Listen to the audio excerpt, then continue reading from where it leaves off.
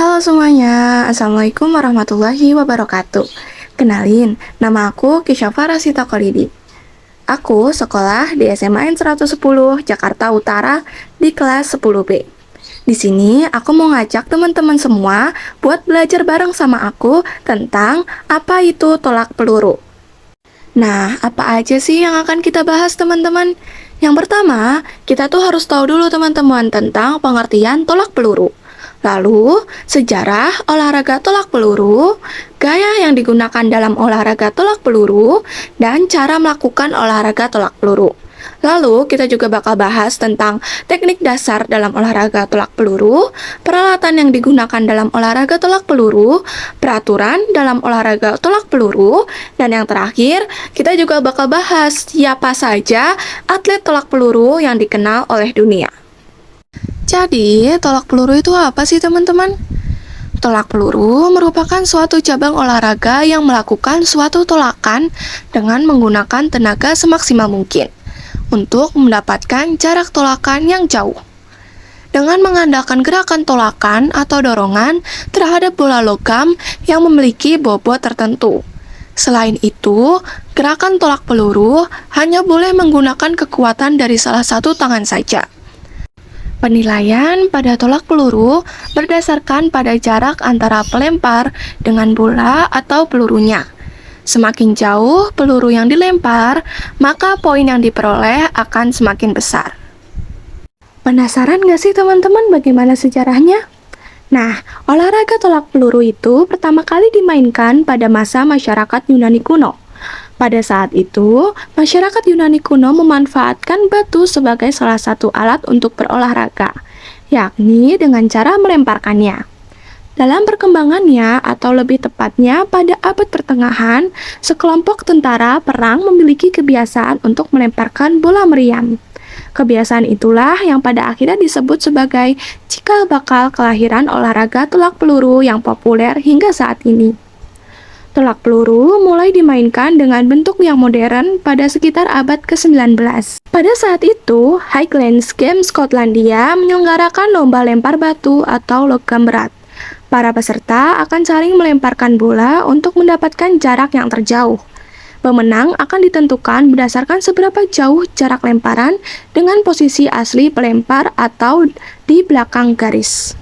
Tolak peluru menjadi semakin populer setelah ditetapkan sebagai salah satu cabang olahraga pada perhelatan olahraga terbesar di dunia, yakni Olimpiade Modern.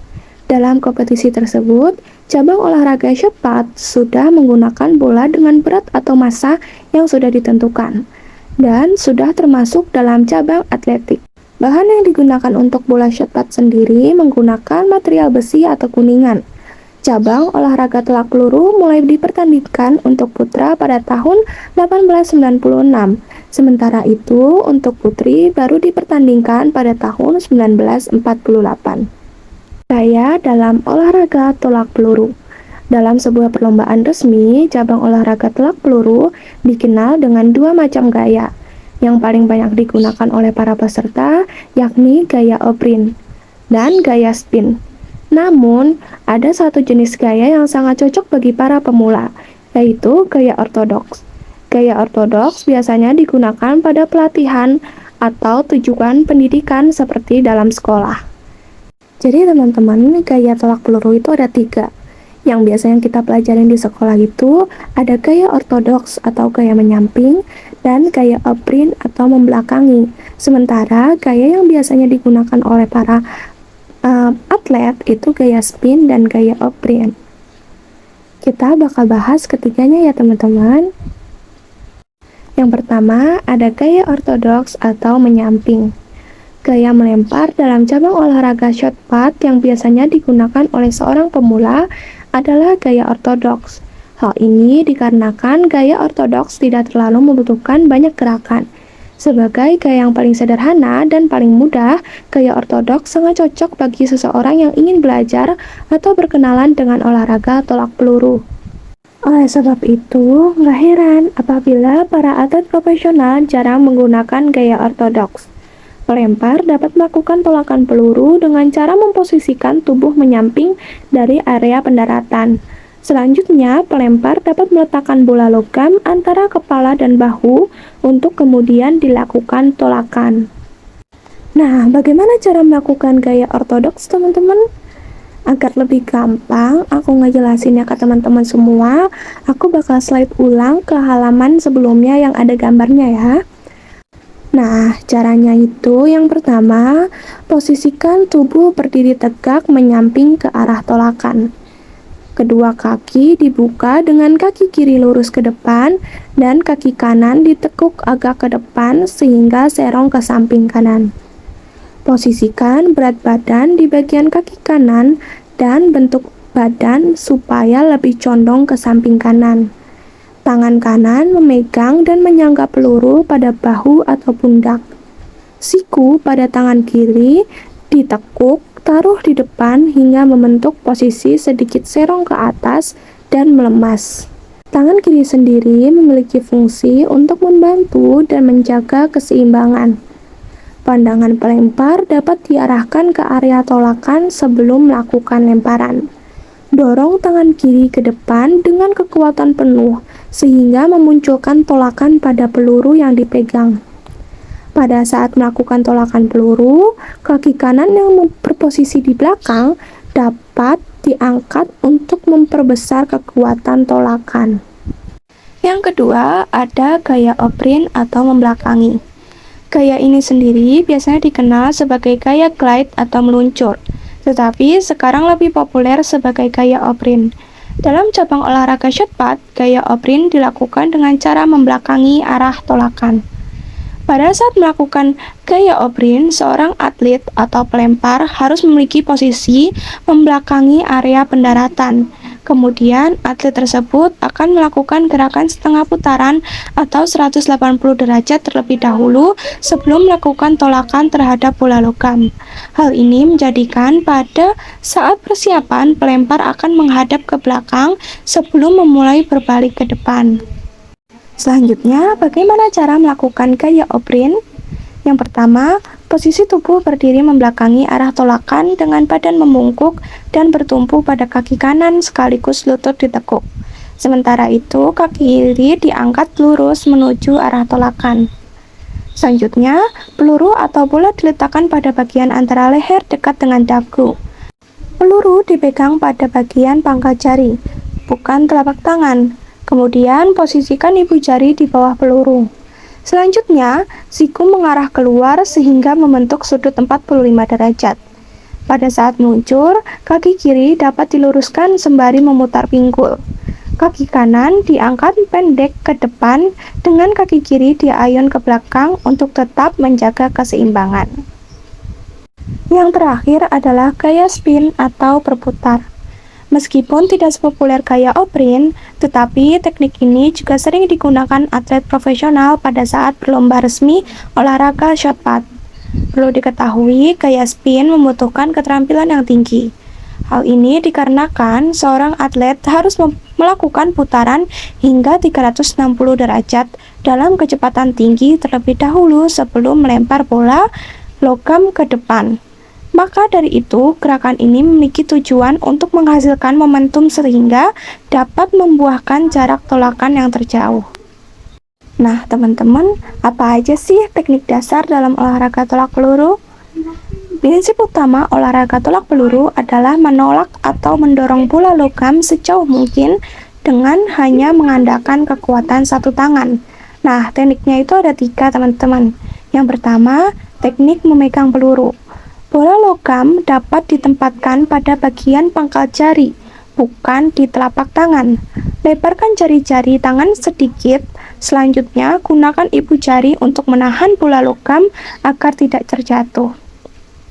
Teknik kedua yaitu teknik meletakkan peluru pada bahu. Posisikan bola logam antara kepala dan bahu tepat pada bagian bawah rahang. Yang terakhir yaitu teknik menolak peluru. Pada saat bersiap melakukan tolakan, pelempar dapat mendorong dengan kaki belakang dan putar pinggul sehingga tubuh menghadap ke area pendaratan.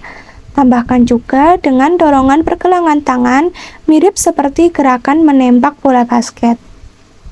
Nah, teman-teman, peralatan olahraga tolak peluru itu apa aja sih? Yang pertama ada bola logam, lalu yang kedua bentuk lapangan. Supaya lebih jelas, aku bakal jelasin satu persatu ke teman-teman. Yang pertama itu bola logam. International Association of Athletics Federation telah memutuskan bahwa berat bola logam yang digunakan dalam cabang olahraga tolak peluru yakni 7,26 kg untuk putra dan 4 kg untuk putri. Bahan atau material yang harus digunakan pada bola logam biasanya terdiri dari unsur besi padat atau kuningan. Namun, tidak menutup kemungkinan juga beberapa jenis logam lain yang tidak lebih lembut dari kuningan bisa juga digunakan. Lalu, bentuk lapangan. Untuk ukuran lapangan yang digunakan dalam cabang olahraga tolak peluru harus berbentuk lingkaran dengan diameter 2,135 meter. Pada lapangan beton dan sektor pendaratan yang ditandai busur pada lapangan rumput dengan sudut 34,92 derajat. Selain itu, lingkaran yang terdapat dalam lapangan tolak peluru memiliki papan penghenti setinggi 10 cm pada bagian depan sebelum memasuki sektor pendaratan. Nah, teman-teman, dalam setiap perlombaan pasti ada peraturan. Nah, peraturan apa sih yang ada di perlombaan tolak peluru? Penentuan pemenang dalam cabang olahraga tolak peluru ditentukan berdasarkan jarak tolakan yang mampu dicapai. Seorang atlet yang berhasil mendapatkan jarak tolakan peluru terjauh berhak menjadi pemenang pertandingan atau perlombaan. Dalam sebuah kompetisi resmi tolak peluru, atlet umumnya akan mendapatkan kesempatan melakukan tolakan sebanyak 4 hingga 6 kali. Apabila terdapat hasil imbang atau seri, maka para atlet akan diberikan kesempatan sekali lagi untuk menentukan pemenangnya. Ini dia teman-teman peraturan dalam perlombaan tolak peluru. Yang pertama, seorang atlet atau pelempar harus bersiap setelah namanya diumumkan. Para atlet hanya diberikan waktu 80 detik untuk memulai gerakan. Yang kedua, akan memenuhi tujuan keamanan, atlet harus memasang tapping pada bagian jari tangan, tetapi tidak diperbolehkan menggunakan sarung tangan. Yang ketiga, bola logam dapat diletakkan di dekat leher sepanjang gerakan. Apabila bola logam terlepas dan tidak menempel dekat leher selama melakukan gerakan, maka hasil tolakan dapat dianggap tidak sah. Yang keempat, gerakan tolak peluru hanya boleh menggunakan satu tangan dan tembakan harus berada di atas ketinggian bahu. Yang kelima, seorang atlet bisa memakai seluruh lingkaran, tetapi bagian kaki tidak diperbolehkan melakukan gerakan keluar lingkaran atau menapak pada papan penghenti di daerah depan lingkaran. Yang keenam, tolakan peluru dianggap sah apabila bola logam mendarat pada sektor pendaratan dengan sudut 34,92 derajat. Wasit atau juri akan melakukan penghitungan titik pendaratan pertama logam. Yang terakhir, seorang atlet tidak diperbolehkan meninggalkan lingkaran sebelum bola logam atau lemparan mendarat di sektor pendaratan, serta hanya boleh meninggalkan lingkaran dari belakang. Nah, di pembahasan terakhir kita yaitu atlet tolak peluru yang dikenal dunia. Yang pertama di sini ada Ryan Crouser. Ryan Crouser, atlet tolak peluru terkemuka, diakui sebagai yang terbaik di dalam era modern atletik. Pecahan rekor dunia dengan tolakan 23,37 meter. Ryan menjuarai Olimpiade Tokyo tahun 2020 dan Rio tahun 2016, memenangkan berbagai kompetisi sejak muda, termasuk 10 Diamond Liga dan 4 kejuaraan nasional. Rekor tolak peluru barunya yaitu 23,56 meter di kejuaraan Grand Prix Los Angeles. Yang kedua di sini ada Randy Barnes. Randy Barnes adalah pemegang rekor tolak peluru sebelum Ryan Crouser. Catatan jarak tolak peluru terbaiknya adalah 23,12 meter. Ia memiliki catatan terbaik itu selama 31 tahun. Randy memang berada di generasi yang berbeda dari Ryan. Saat itu usianya adalah 56 tahun. Meskipun begitu, Randy juga menjadi bintang Olimpiade di masa kejayaannya.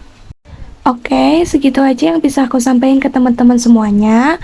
Buat teman-teman yang masih mau baca-baca lagi PowerPoint aku bakal taruh di deskripsi video link buka PowerPoint aku. Terus aku juga mohon maaf ke teman-teman semuanya apabila penyampaian aku tuh kurang bagus, dan aku mohon maaf apabila suara aku di video ini tuh berubah-berubah karena aku sendiri juga nggak tahu kenapa suaranya berubah-berubah ya teman-teman. Segitu aja, terima kasih dan wassalamualaikum warahmatullahi wabarakatuh.